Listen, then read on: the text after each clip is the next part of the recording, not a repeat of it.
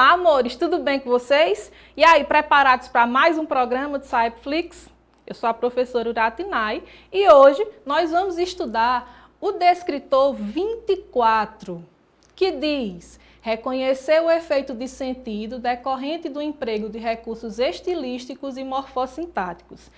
Nesse descritor, nós vamos precisar ir além da interpretação e além do que está explícito no texto. Lembram que vocês já estudaram esse descritor, né? Informações explícitas e implícitas? Pois bem, nós vamos para as informações implícitas que estão lá dentro do texto, que vão além do texto, que é a parte da compreensão. Os autores dos textos, eles se utilizam de algumas figuras de linguagem e até trocam as classes gramaticais. Um verbo passa a ser um advérbio. Para quê? Para dar ênfase nas intenções comunicativas. Nós vamos precisar perceber o que o autor está querendo dizer com aquelas palavras ditas lá no texto. Ok? Então é isso aqui, ó. Quando criamos um texto, nós precisamos escolher palavras conforme nossas intenções comunicativas. Para isso, nos valemos de figuras de linguagem, repetimos palavras, trocamos essas palavras de suas classes gramaticais, colocamos expressões da oralidade no texto escrito, assim como nos utilizamos da linguagem formal. Tudo isso para expressar o que desejamos. Nesse descritor, nós vamos além de uma interpretação.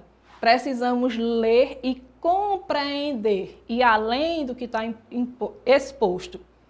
Lembrem-se, quanto mais lemos, mais estamos aptos a compreender, até mesmo o que não está escrito, ou seja, as intenções do autor.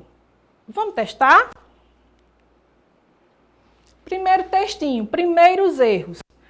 Será que vocês conhecem isso aqui? Meu caminho é cada manhã, não procure saber onde vou. Meu destino não é de ninguém, eu não deixo meus passos no chão. Se um dia eu pudesse ver meu passado inteiro e fizesse para chover, nos primeiros erros, meu corpo viraria sol, minha mente viraria, mas só chove, chove, chove e chove. Isso é uma música, né, gente? Olha aqui o que a questão pede. A repetição do verbo chove no texto, ele sugere o quê? Vamos lá? Estão observando onde tem lá no finalzinho, ó, chove, chove, chove. Vamos lá ver o que a questão pede. A repetição do verbo chove no texto sugere o quê? Observa lá nas duas últimas estrofes do texto. Letra A intensificação dos sentimentos do eu lírico, ou seja, o aumento desse sentimento. Letra B, o contentamento do eu lírico, a satisfação que ele tem com o seu passado. Letra C, o distanciamento do eu lírico em relação às pessoas. Quando ele fala aqui no distanciamento, é na questão de ser frio, ser distante, não ter muito contato. Ou letra D, a modificação da visão do eu lírico em relação à sua vida. Modificar todo mundo sabe, né? Mudar. E aí, o que é que vocês acham? Aí vocês leem a última estrofe, os dois últimos versos, para poder entender.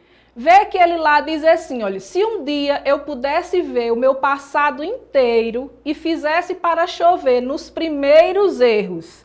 Ou seja, o que é que o autor está querendo dizer? Que se chovesse lá nos primeiros erros, os erros dele iam embora e o corpo dele ia virar o quê? Depois da chuva? O sol, certo? Minha mente viraria também, certo? Só que só chove, chove, chove. Por que será isso? O que é que esse chove, chove, chove sugere? O que é que vocês acham? É uma modificação da visão? É um distanciamento das pessoas? É um contentamento, ele está satisfeito com a situação dele? Ou é uma intensificação desses sentimentos? Quando eu dou ênfase demais a uma coisa, eu estou diminuindo ou intensificando? Intensificando, né, gente? Perceberam que nós precisamos ir além do que está explícito, nós precisamos compreender o texto? Ok? Vamos dar continuidade. Direitos da criança e do adolescente. Toda criança e adolescente tem direito à proteção e à saúde, mediante a efetivação de políticas sociais públicas. Toda criança e adolescente tem direito à liberdade, ao respeito, à dignidade como pessoas humanas. Toda criança e adolescente tem direito à educação, visando ao pleno desenvolvimento de sua pessoa. Toda criança e adolescente terá acesso às diversões e espetáculos públicos como adequados à sua faixa etária. É um texto adaptado do ECA, né? O Estatuto da Criança e do Adolescente. Veja o que é que ele pede. Usando o termo toda no início de cada frase, esse texto, vocês observaram que lá o texto inteiro começa, né? Toda criança, toda criança, toda criança e adolescente. Essa repetição aí, ele sugere o quê? Ele enfatiza, letra A, enfatiza a ideia de universalidade, ou seja, é geral, é toda criança, não tem nenhuma que fique de fora. Letra B, estabelece independência com o termo criança. Essa criança ali é única e tem uma autonomia em relação às outras. Letra C, estabelece um maior vínculo com o leitor. Quando eu falo nesse maior vínculo, já é o contrário da independência, é uma dependência que essa criança tem com o outro. E letra D, faz uma repetição sem necessidade. Os legisladores, quando fizeram o Estatuto da Criança, repetiram, mas não tem nada a ver, não precisava. O que é que vocês acham? Quando ele fala aqui que é toda criança e adolescente que tem esses direitos aqui, ele diz que é uma em particular,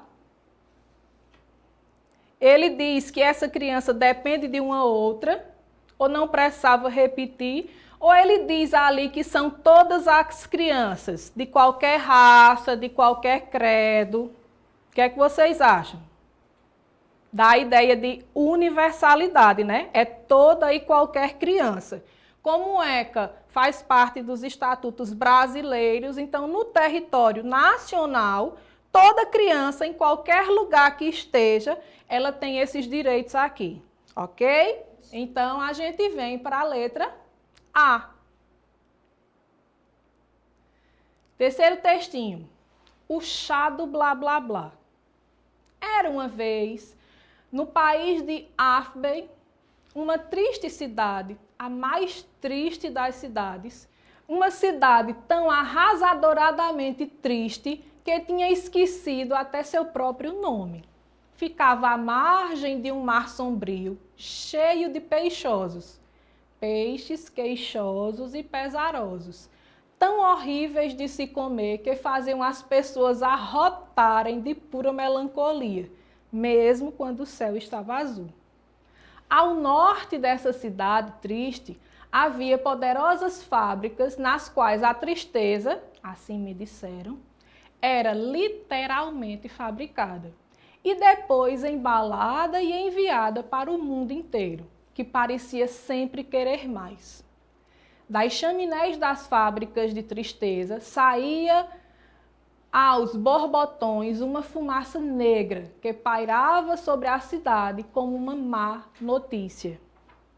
Que cidade triste. Observa a pergunta. Uma cidade tão arrasadoradamente triste. O uso dessa palavra aí, no primeiro parágrafo lá, o que é que ele sugere?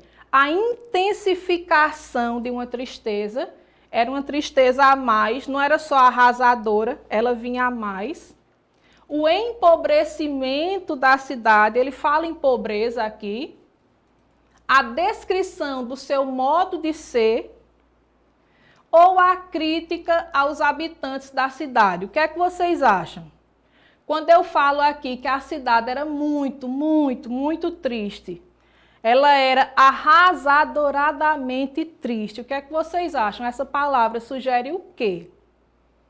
Intensificação, empobrecimento, Descrição ou crítica? Observem que eu peguei a primeira palavrinha lá da questão e estou focando somente nela.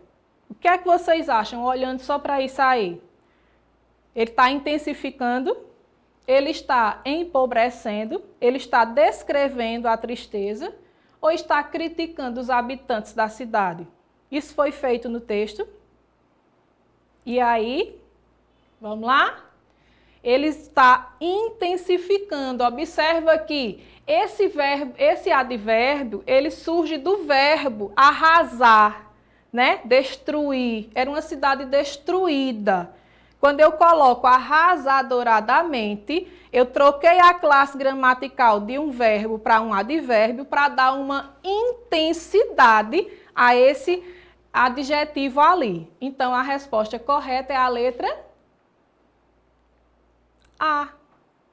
Bem, pessoal, é isso.